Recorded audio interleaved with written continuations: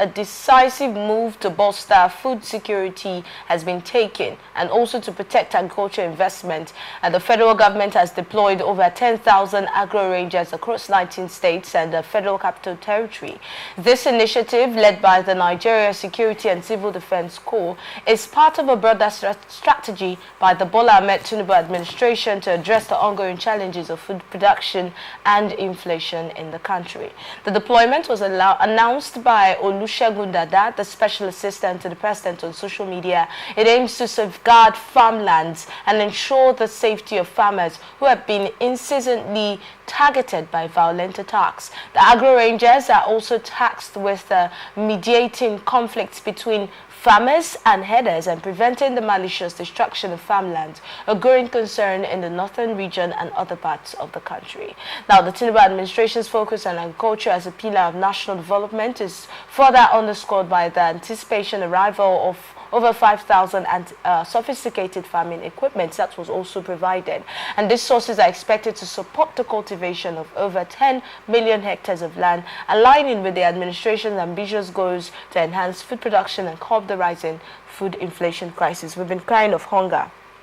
In fact, the protest was geared towards that. So, yes, you were going to talk about the Agro Rangers earlier. Now, let's have that thoughts. Yeah, I think if I have to clap for Mr. President, I will clap for him. But again, Mr. President is someone that his actions seem very, very wonderful to Nigerians. But our prayer every day is that most of these policies and programs, the visibility of it and the realities of it. Yes. If not, what we used to hear and see, I don't think Nigeria will be in this kind of situation that we are. So that's why most time I have said that the problem of Nigeria is Nigerians. We are our own problem. Because those who are saddled with responsibilities of ensuring that there is a better life for Nigerians will still want Nigerians to suffer continually. So I want to say that Mr. President have done well. The civil defense have also done well by accepting to take up this timely call in ensuring that our agrarian lifestyle is restored again, so that our food insecurity can be a thing of the past. So I want to commend Mr. President and also plead with us farmers that now that the federal government, the civil defense have been saddled with the responsibility of mediating with herders and farmers, I think it's a wonderful thing. Because most time when this crisis comes up, there is no person to fall back to. Sometimes the things that bring up this argument, if there was a second party or a mediator who can intervene, maybe it wouldn't lead to most of this crisis. So I want to believe that is a good step taken in the right time and in the right direction, though it's late anyway, but anytime you wake up is the right time. So I want to say the civil defense should wake up to their responsibility. And these things that we have seen now that Mr. President said they have released to farmers, the equipment, Abi, let it not be stuck in one local government chairman's house. Let it not be stuck in one commissioner's house or one traditional ruler's house or one APC or PDP chieftain house. Let it be given to those who it was intended for. Right. So that this issue of insecurity and the shortage of food will be of the thing of the past. So if you don't have a use for it, Mr. Chairman, don't keep it because let it be that you have a farm equipment that you will not use for any day. Right. So let it go to the farmers so that the intention of Mr. President will be seen to be visible. That's our cry, that most of these programs and projects are not visible. We are not seeing them. So let it work now. Let's see them. Who would make it work? And who would make it As visible? we are pleading with them now, we have to. This sounds good, but looks like another media hype. If, from what you read, that's where the story ended, and they didn't even explain more on how they've planned it and all that. So that's why I said It sounds good, but looks like another media hype. Why do I say so? You're deploying 10,000 Agro Rangers. And that has to do with those in the NCDC and other. 10,000 for which village? For a local government, or for a full state, or for the whole country? 10,000. Where will it get to? Where will it get to? How do you want? All of them will enter one bush? Because this, obviously, the insecurity in the farm angle has to do in the bush area. Now, will the 10,000 jump into one bush? If they are, for instance, they are in Ozoba, who gets to the one at Alakahia? Or will the 10,000 be one place? Or you want to split them? If you split them, how many will get to each community? And then how has that tackled insecurity? How has that protected our farmers? That's why I said it sounds good. Except the federal government wants to tell us that they are just starting. And then you want to expatiate it from this angle. If you're coming up with 10,000 in this way, go back to the rural areas, go back to the communities, get vigilantes. They know this terrain more. You want to bring a member of NCDC from NCDC from Sokoto to come to my own village. Does he know the route? Where will he enter? Get the members of the community, get the men in the community. Okay, they can begin to work with these people.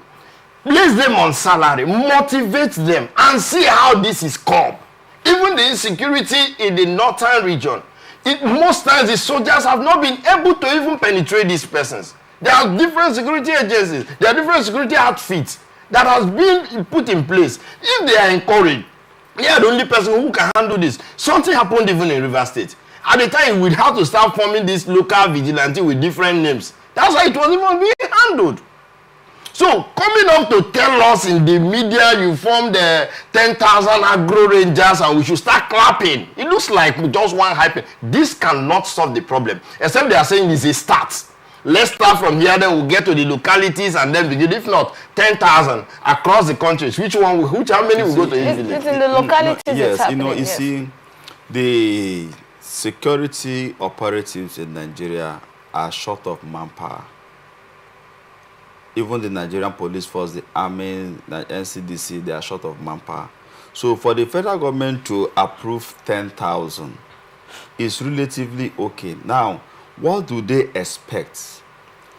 The protection of farmers is not the federal government responsibility alone. So what I expect is that it's a right step in the right direction. The state governors can now come back home, right, with the local government chairman. How do we complement this effort of the federal government? Do we need to raise local indigenes to complement the federal government effort? How do we manage them? There is resources to be able to take care of these so-called local vigilantes or whatsoever. You channel resources in ensuring that this thing works. So if we stay and do blame game and all of that, the federal government have just said, this is the right direction we can start. So what the state ought to do is to domesticate them, local government localize it, and then coming up in a way that it will be effective in every locality. So for instance, Port Harcourt City local government do not need them now. Is there farm in Port Harcourt local government, Falga? The answer is no. So where it could be needed relatively are areas that are into serious farming, like maybe in River State, like Kana, maybe like a Che or thereabout. But in the northern Nigeria, there's no farm in Port Harcourt. No, it is modern farming now. No, I will. You know, see, let's call a spade. Let's call a spade a spade. What is this? There are areas where these security operatives are very much needed. Now, what we are asking is that state government, local government chairmen complement the effort of the federal government by, like you cited in River State, the local vigilantes, right, that the local government constituted, not even state government. And it was effective. Were they complaining of resources? No, because why? The state governors gave them that mandate. ensure that you power this system. And philanthropists too, we are complementing this effort. So we are saying that the federal government have taken a lead. State government encourage the local government, because state government have really no work outside the local government. So the state government must always work through the local government. So the state government should empower the local government more, so that the gesture of protecting our farmers and our farmland and mediating in a headers or farming crisis will be effective. So I think if you go back to that, you've landed to what I said. It's not about telling them you've done well, so from here the governor, was it planned that way? That's the question. Did they plan it that way? Or the federal government wants, even from what she read, from the explanation, there was no issue where the federal government said, we are bringing up this state, we are mandating you. Even if they accept the state now, in this case, in this country, we've also had an issue where the federal government is coming up with something. State is okay, let's plan ours. But I'm looking at the situation where the federal government is coming up with 10,000. I shouldn't even clap for them. Because when you talk about Port Harcourt, every community in this state have farmers. In fact, go to even the University of Port Harcourt, those in Obiapo, those in communities around there are farming all over that place. In the forest. Whether you call it forest or whatever, they've cleared it. So if you have a farm in a fenced place in Ozoba here, they should come and give you civil defense. No. What are you talking about? If you're even talking about this, most of these persons here do not even farm around there. They go to the forest.